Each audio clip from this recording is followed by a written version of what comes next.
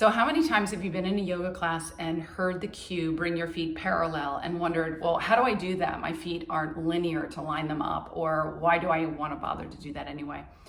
Let's talk about the why first. So when your feet are pigeon-toed, turned in, or ducked, turned out, your whole leg is rotating within the hip joint.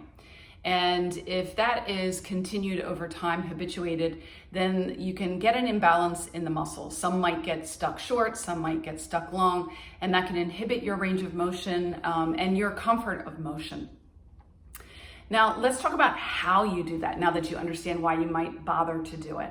And we're gonna look at a pair of feet.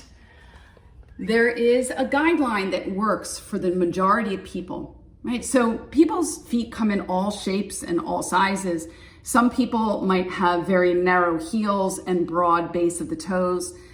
Some people may have feet that form more rectangles, but in all cases, there's a guideline that I found that can be super helpful in aligning the feet parallel and bringing the legs into a neutral orientation within the hips.